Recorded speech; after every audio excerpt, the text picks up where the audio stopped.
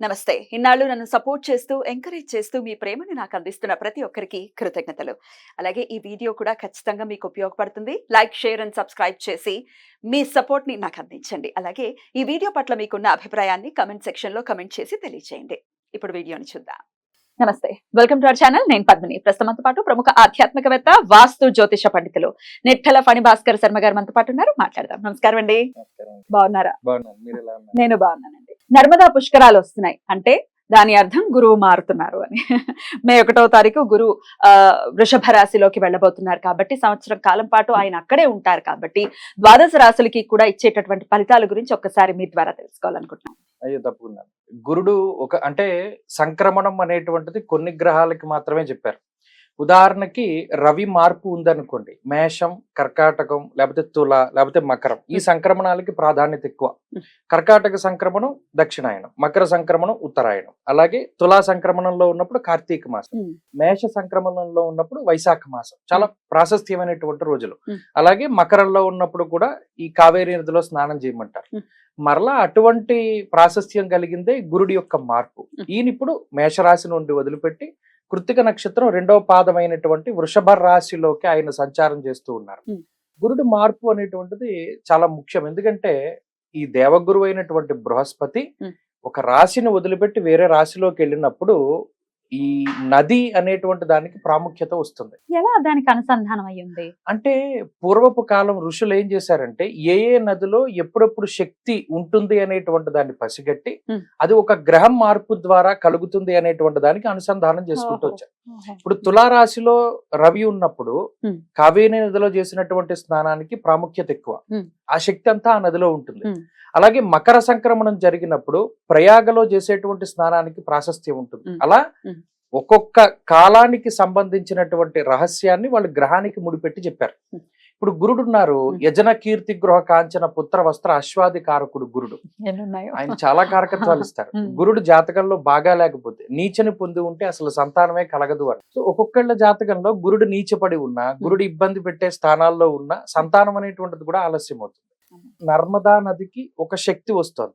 ఎప్పుడు 1వ తారీఖు నాడు మధ్యాహ్నం 1 గంట, సరిగ్గా 1 గంటకి ఆయన వృషభ రాశిలోకి అనగా కృత్తిక 2వ పాదంలోకి వెళుతున్నప్పుడు ఆ ముక్కోటి దేవతలు వచ్చి ఆ నర్మదా నదిలో స్నానం చేస్తారు.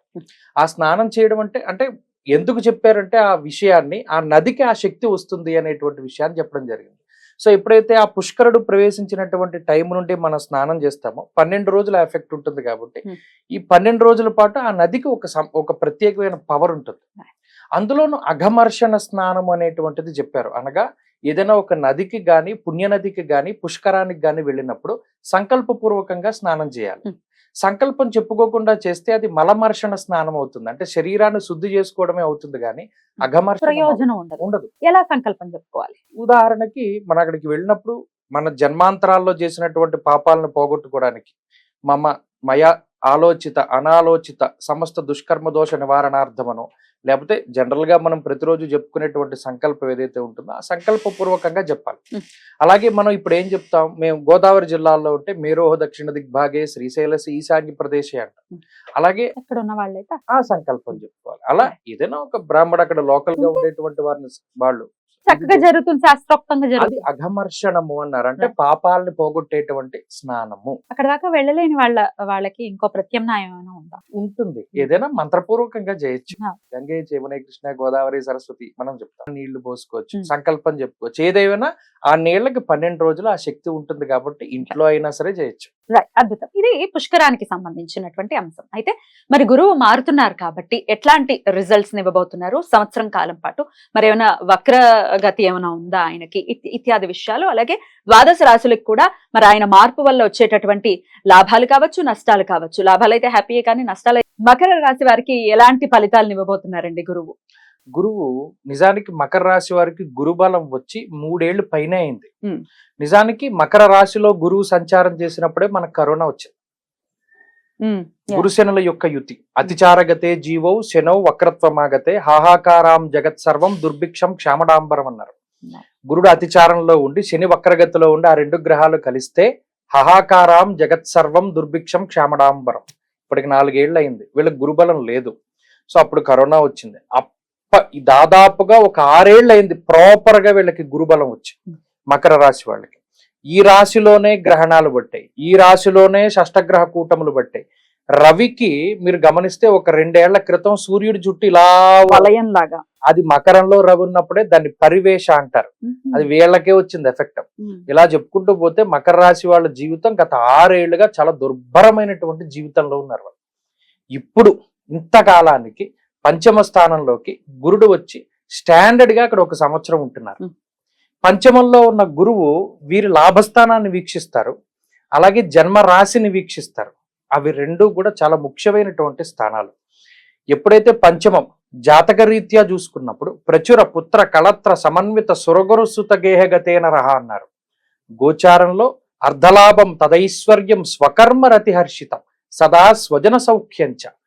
చాలా గొప్ప మాటలు చెప్పారు. ఏంటి అంటే, ఒకటి, నచ్చిన పని చేయడానికి అవకాశం దొరుకుతుంది. ఫస్ట్ పాయింట్, ఈ పని నచ్చలేదు, ఇది నాకు చేయడం ఇష్టం లేదు, అయినా తప్పదు చేస్తున్నానని కొంతమంది పని చేస్తారు. చాలా ఇబ్బంది.